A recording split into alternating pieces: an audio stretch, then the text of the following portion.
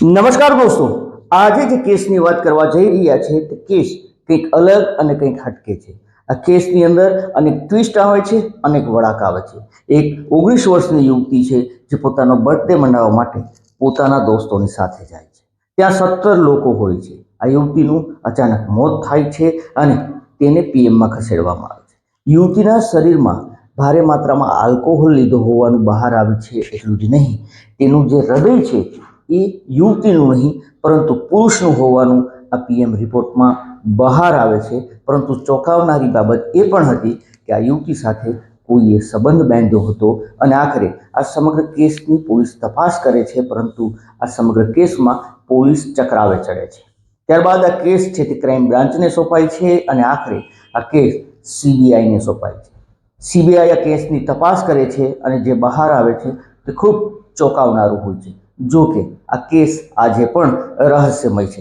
તો આવો જાણીએ કે આનો આ કેસ છે, શું કેસ છે, શું પૂરી ઘટના છે, કોણ એ યુવતી હતી, કોણ એ 17 લોકો હતા અને આખરે તેની સાથે સંબંધો કોણે બાંધ્યા હતા. આ તમામ મુદ્દે વાત કરીએ, વિડીયોની શરૂઆત કરીએ. નમસ્કાર દોસ્તો, હું છું દિલીપ મોરી અને આપ જોઈ રહ્યા છો નમસ્તે ગીત. આ કેસની શરૂઆત થાય છે 2012 થી.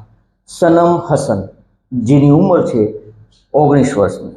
સનમ હસનના પરિવારની અંદર એનો એક મોટો ભાઈ અને એના માતા પિતા છે. એ મહારાષ્ટ્રના મુંબઈ શહેરની અંદર રહે છે અને આ પરિવાર છે તે ખૂબ પૈસાદાર છે. મતલબ કે ખાસો એવો તેને ધંધા રોજગાર છે.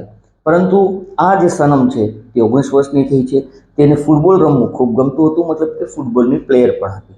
અભ્યાસમાં ખૂબ હોશિયાર હતી અને પોતાના પગ ઉપર તે ઊભી થવા માંગતી હતી, નહીં કે પરિવારના પૈસાના કારણે. જેના કારણે આ યુવતી છે તે ફેશન ડિઝાઇનરનો કોર્સ કરવા માટે 2012ની અંદર પૂણાની અંદર જાય છે.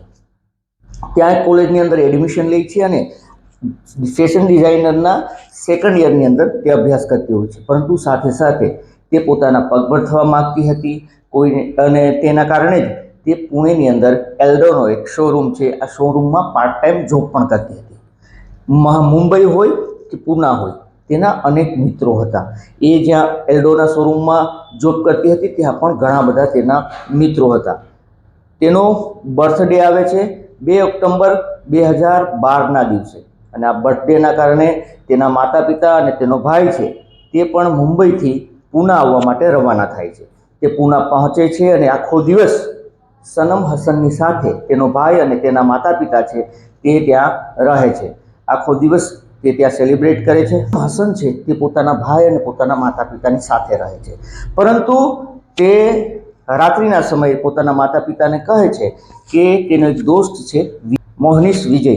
આ મોહનીશ વિજય છે તે એલ્ડોના શોરૂમમાં તે તેની સાથે જોબ કરે છે અને તેણે મારી પાર્ટી માટે એક જગ્યા ઉપર આયોજન કર્યું છે, જેના કારણે મારે રાત્રે ત્યાં જવું છે.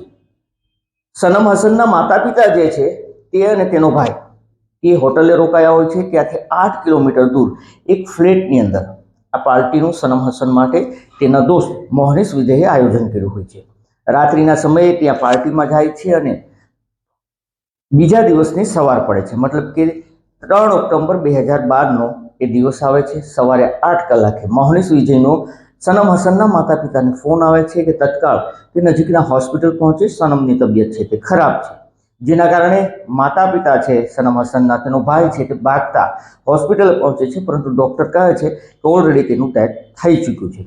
ત્યારબાદ તેને પીએમમાં ખસેડવામાં આવે છે. બીજી તરફ એ માતા પિતાને ખૂબ આંચકો લાગે છે, કારણ કે જે દીકરી તેની હતી તે દિવસભર તેની સાથે હતી અને રાત્રે પાર્ટીમાં ગયા બાદ તેનું અચાનક કઈ રીતે મોત થયું, આ મોટો સવાલ હતો.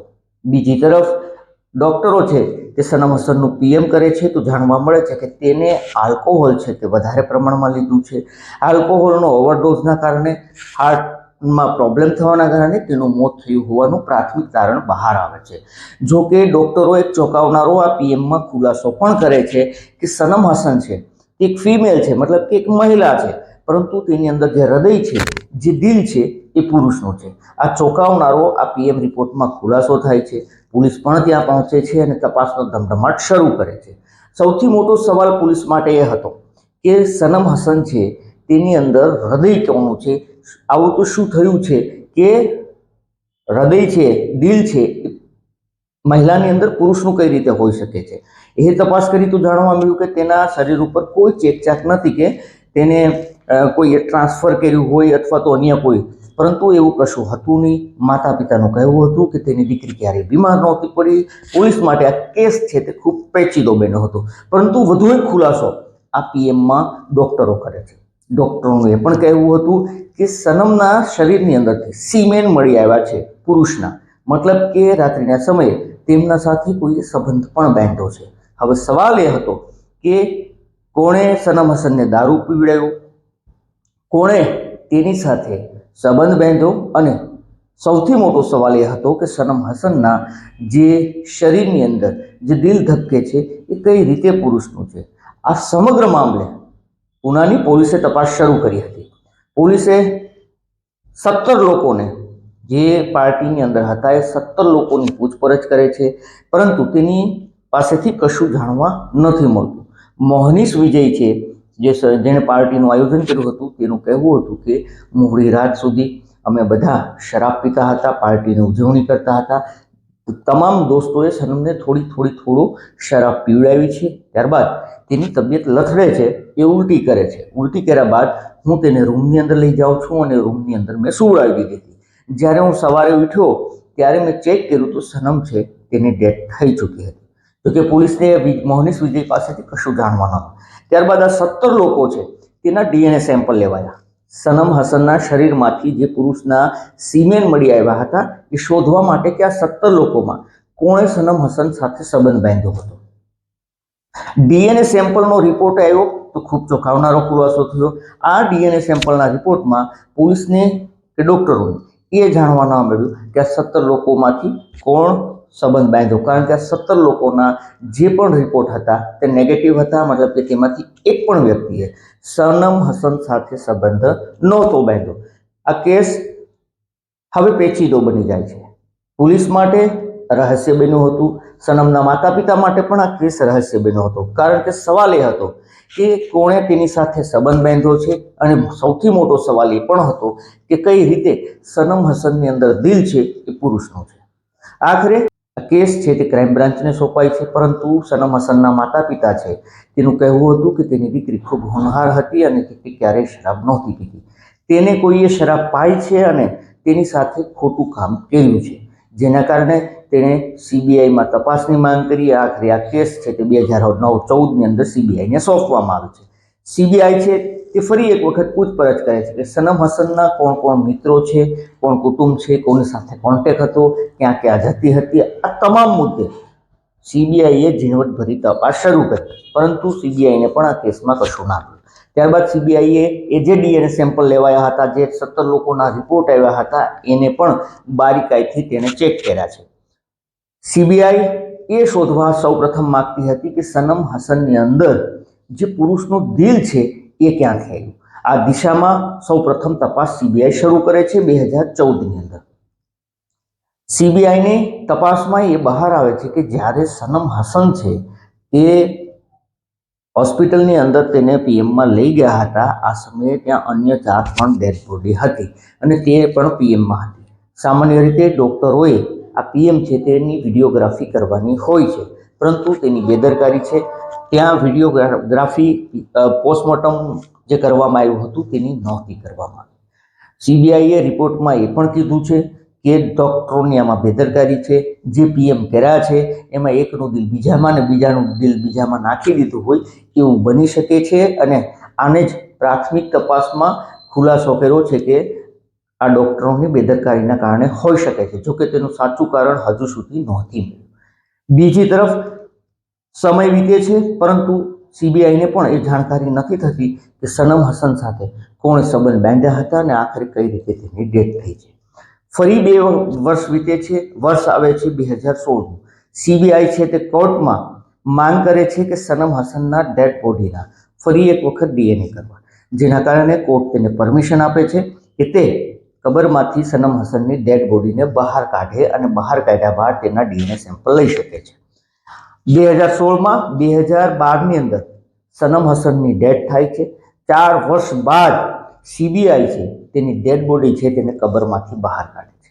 ફરી એક વખત ડીએનએ સેમ્પલ લેવામાં આવે છે, કારણ કે હવે પોલીસને એ તપાસ કરવાની હતી કે સનમ હસન સાથે કોણે સંબંધ બાંધ્યો હતો, અને આ દિશામાં પોલીસ છે તપાસ શરૂ કરે છે.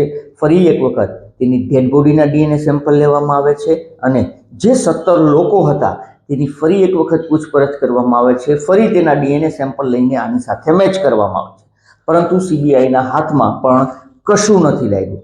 કહેવાનો મતલબ એ છે કે ક્રાઇમ બ્રાન્ચ સ્થાનિક પોલીસે શરૂઆતમાં તપાસ કરી, ત્યારબાદ ક્રાઇમ બ્રાન્ચે તપાસ કરી અને છેલ્લે સીબીઆઈએ પણ 2 વર્ષ સુધી આ કેસમાં ખૂબ મહેનત કરી છે, પરંતુ આજ દિવસ સુધી એ જાણવા નથી મળ્યું કે સનમ હસન છે તેની સાથે કોણે સંબંધ બાંધ્યો હતો અને કઈ રીતે તેનું દિલ છે એ પુરુષનું ધબકી રહ્યું હતું, અથવા તો તેની પીએમમાં કઈ રીતે ચેન્જ થયું છે.